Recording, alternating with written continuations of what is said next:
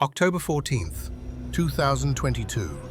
25-year-old software engineer Ryan Keller walked into the Redwood State Forest and never came back. His phone did, and inside it was a 12-minute recording, with the final 60 seconds missing. His last known footage shows him buying water. Calm. Normal. Ryan: "Yeah, just this. Thanks." At 3:10 p.m., Ryan stepped into Trail 7. Clear weather, quiet woods, but his signal was already dying.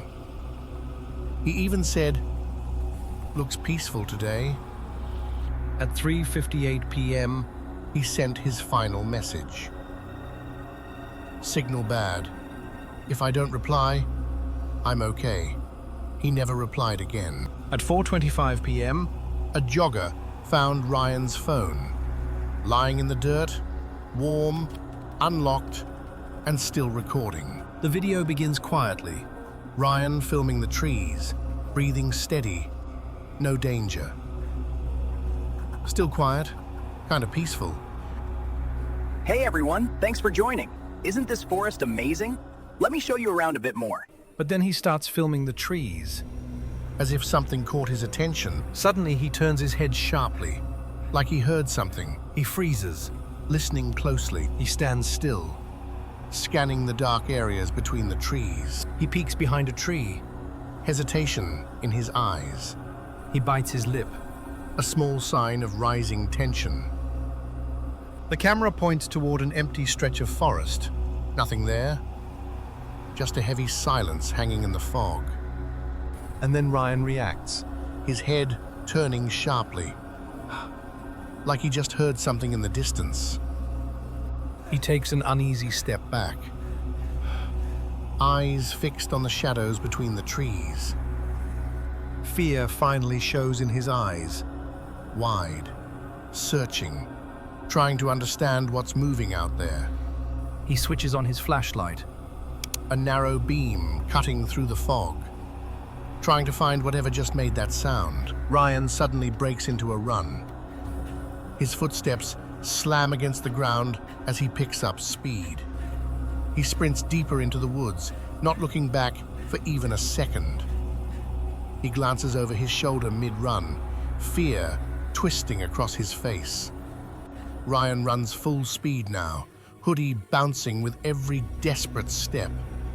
The trees streak into motion blur as he tears through the trail. He ducks under a low branch, nearly losing balance as it snaps overhead. He stumbles for a moment, but refuses to stop running. Ryan crashes through thick bushes, the branches clawing at his clothes.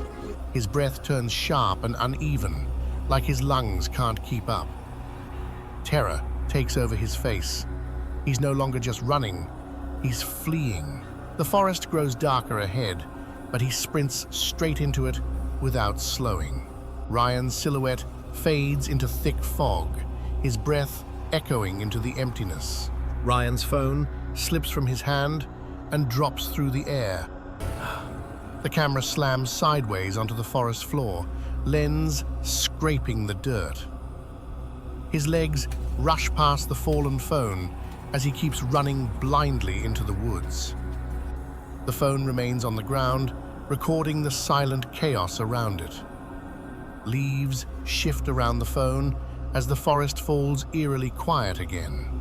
Investigators later found two sets of footprints, Ryan's and one much larger. The second footprint belonged to a size 12 boot, far bigger than Ryan's. The trail of prints led into a clearing and then simply stopped. Detectives knelt to inspect the soil. No drag marks, no turnaround, nothing. One frame captured a faint shadow behind a tree, almost human, but not clear enough to identify. At 4:11 p.m., the recording glitched violently for a split second. The screen twisted with digital noise as if something forced the camera to stop. And then the footage cut to black. But the audio continued for one more second. Back at the station, investigators built a board of clues, trying to piece together Ryan's final minutes. They found his backpack 200 meters away, abandoned in the middle of the clearing. Inside was a torn piece of gray synthetic fabric, not belonging to Ryan. A forest map revealed a circled area where the canine dogs lost his scent completely. Technicians examined Ryan's phone frame by frame, searching for anything the eye missed. Canine dogs tracked Ryan deep into the woods before the trail vanished like he stepped into thin air. The forest entrance was sealed off as the search expanded into the night. One officer found disturbed soil, but no footprints leading away. A hiker reported hearing two voices, one yelling, "Run!" and another deeper one saying something unclear. The same shadow appeared again in another still frame, just watching from the trees.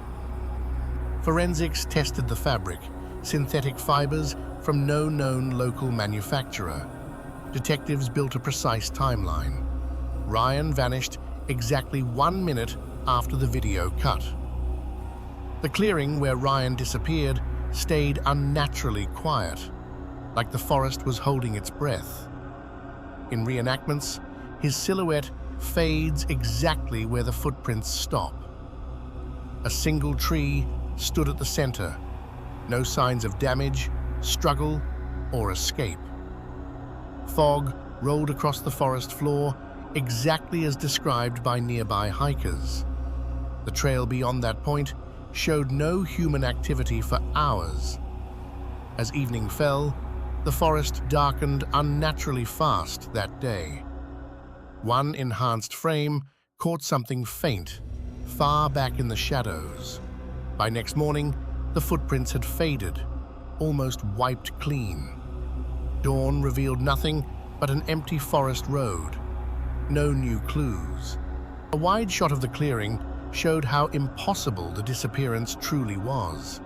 Ryan's missing poster was pinned across trails, towns, and ranger stations. The forest at night looked even more unforgiving, moonlight barely reaching the ground. And yet again, another faint figure appeared deep in the trees. This was the exact spot investigators believe Ryan took his last step. The fog swallowed the trail like it was hiding something. A final wide sweep showed nothing but endless trees and unanswered questions. In the distance, something shaped like a person stood completely still. The branches formed a tunnel of darkness where no footprints continued. Mist rose slowly from the forest floor, swallowing every trace of the scene. And the last frame is nothing but darkness and fog, where the mystery remains unsolved.